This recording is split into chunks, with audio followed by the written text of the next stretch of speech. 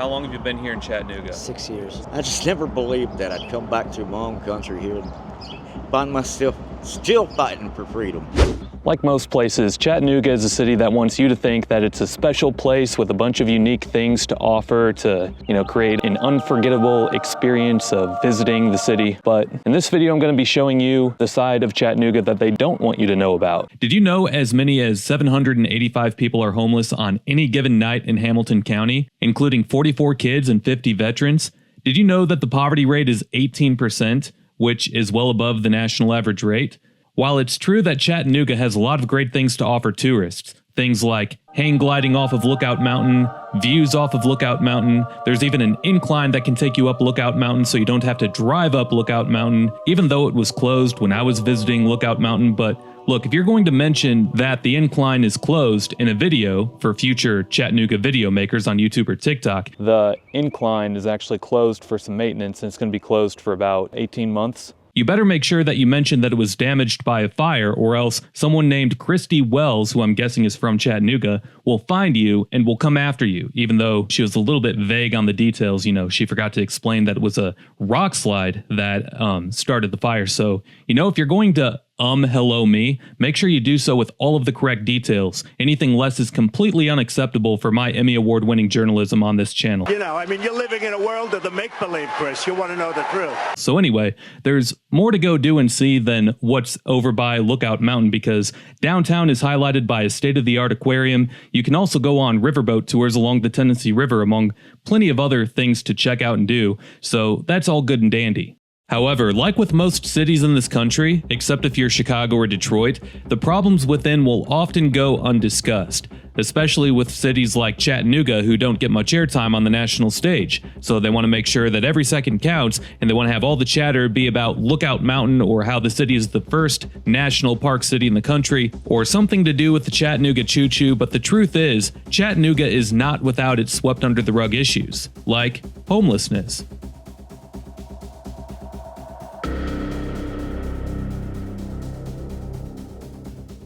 While it's hard to count the true numbers of homelessness for various reasons, the most accurate data available says that not only about 785 are homeless during any given night in Chattanooga, but about 4,000 individuals will experience homelessness over the course of a year, which includes 1,000 kids.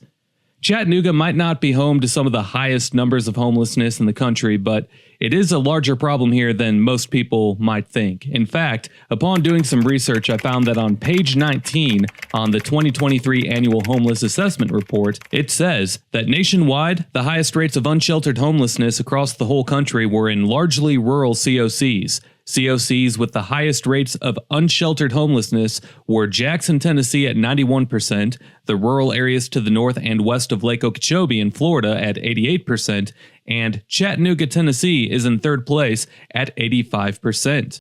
According to the report, sheltered homelessness is defined by homeless that reside in an emergency shelter, transitional housing, or a safe haven program, while unsheltered homelessness would be the homeless that reside in places that are not meant for humans, places like underneath an overpass.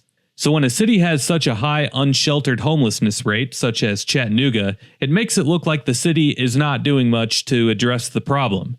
Now, what is a COC, you ask? A COC, according to this area of research study, is a continuum of care, which is measured by 4 different types of geographic regions, one being a major city, think New York and LA.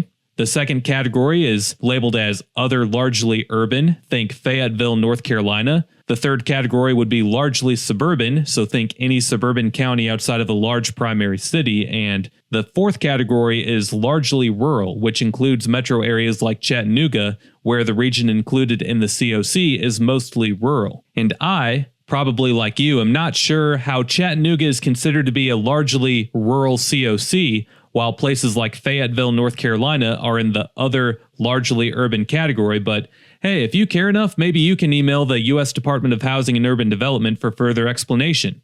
Anyway, point is, Chattanooga has among the highest percentage of unsheltered homelessness in the country for a metro area, with a rate of 85%. Speaking of unsheltered homeless, I was walking along the riverfront grabbing some drone shots and some other camera shots on a peaceful yet very chilly morning when I came across a half dozen or so homeless folks that spent the night underneath an overpass. Crap. Dude, it's that cold weather right now is that making me fumble around like that. Dude. Oh man. Let's take two here. Alright, so what is your name? Richard. Richard. And how long have you been here in Chattanooga? 6 years. 6 years. So what brought you here to Chattanooga? I actually was just driving through, and my brother asked me, where do you want to stop at? And we were almost out of gas. He said, that exit looks good, and we stopped, pulled in, ran out of gas. Then 2 days later, my car got stolen. And you were telling me that you were born here, but you grew up in Connecticut. Yes, I was born here in Chattanooga, but I was sent over to Connecticut for adoption. For adoption. I was adopted out, and basically just somehow wandered my way back here. Yeah. More or less.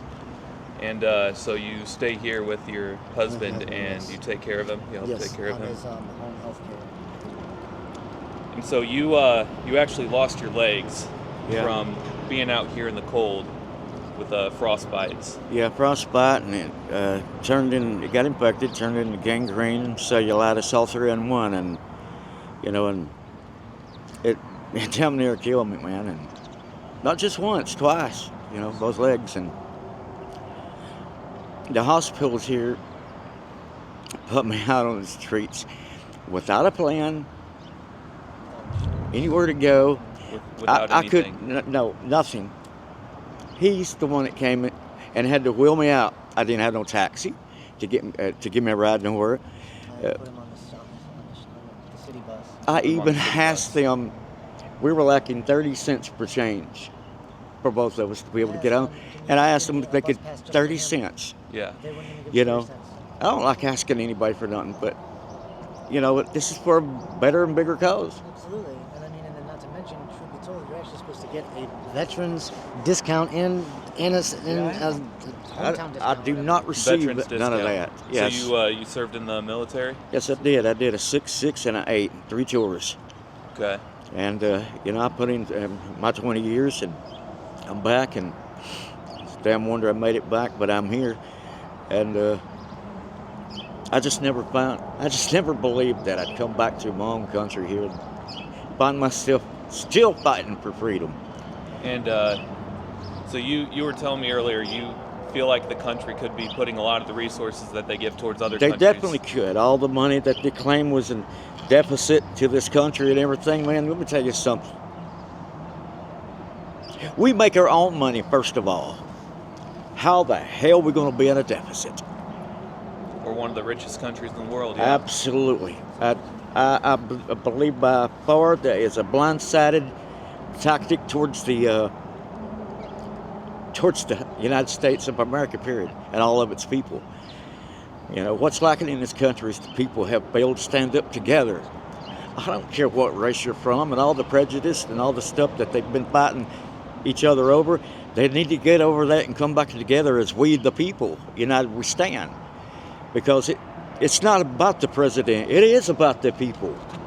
It's not about one person in office. It's about everybody. Taking care of the people who live here. That's right. It's easy to showboat around, man, when you got it showboat and talk a good game. But, when you get in that office, we don't see the only difference that's ever been made, if it was any, we did the work. We did the work. Talk about your music career. I've toured out on the road. I started out of Nashville, Tennessee, man, and I got discovered by a quartet group by the name of the Galloways, which are very and highly nationally known. It's gospel music, and of course I grew up on gospel music, man, and then I went to country music, and that's where the roots of country come from anyway, and I started very young at 13, and from there on and started touring out on a bus. And, I've been all over the United States and played in a lot of places. And then I come off the road with the Galloways. They retired.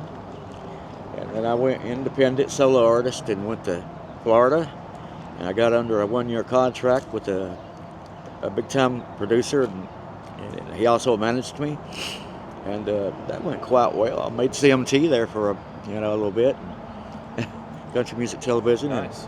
That's pretty big, yeah. I had a big drug addiction that I had to get over, crack cocaine, and it was really bringing me down, and that was one of my big failures. You know, you can go to the top, but you could fall as fast as you got there. And one thing I learned is, at that time, I didn't know what to do with all that money, and I didn't know what to do. It was killing me. But now I know what to do with it, so I'm hoping, man, this man right here can make a U-turn with that in the music world, and without the drugs, and I know how to use that money now without it using me. This is going to be my first time really doing music in that aspect at all.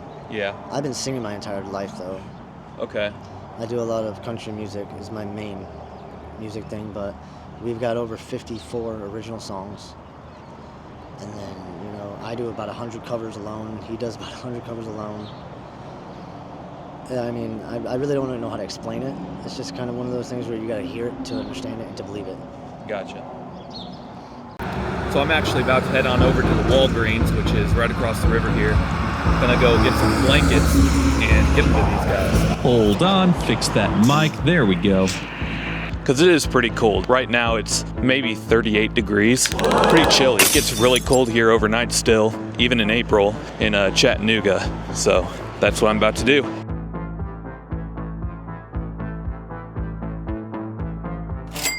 Thank you, come again.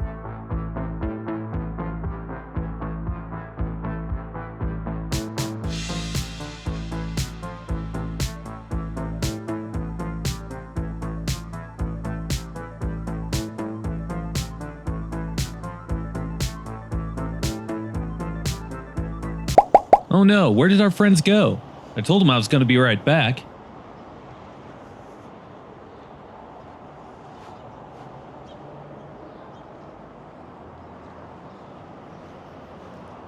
Oh, there they are. They're right around the corner. Yep. Went to Walgreens. They had several of these blankets here in stock. So, Definitely you just want money. But I went last night without a jacket or anything. Hey, thank you very much, sir. no problem. And, here. Yeah. No problem. So, there you guys go. It's the least I could do. Thanks a lot. No problem. Hey, you guys carry on, all right? Hey, you have a great day. Listen, you never really got my name. My name's Jack. Name's Jack. Yeah, and Okay. if you want to come down and get the truth of the matter of the facts, I'm not the one to sit and make up things. I've been around. I've seen a lot of things, man, and a lot of things that ain't right. Mm-hmm. A lot of things that could be changed for the better for a lot of reasons.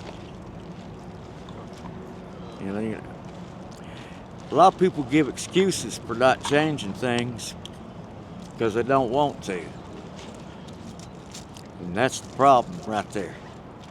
Yep, that is a problem for sure. I said, my place, I told you I'm fixing to get an apartment. I've been waiting over 2 weeks on the final inspection. Been waiting over 2 weeks for an inspection for your apartment? Yeah. Yeah. Hate to say it, but I actually had a longer, more original interview with those guys initially, but I deleted the footage on my camera by accident, and they were kind enough to talk to me again. But everyone that I spoke to, which was about half a dozen guys, seemed like they were all friends and were looking out for each other because that's all they had was each other. While pretty much every sizable city in this country sees some amount of homelessness these days, unfortunately so, once again Chattanooga stands out with that 85% unsheltered rate. Denver is another place that I went to that has a much more severe case on homelessness, and you can see a video that I made on that right here. Peace.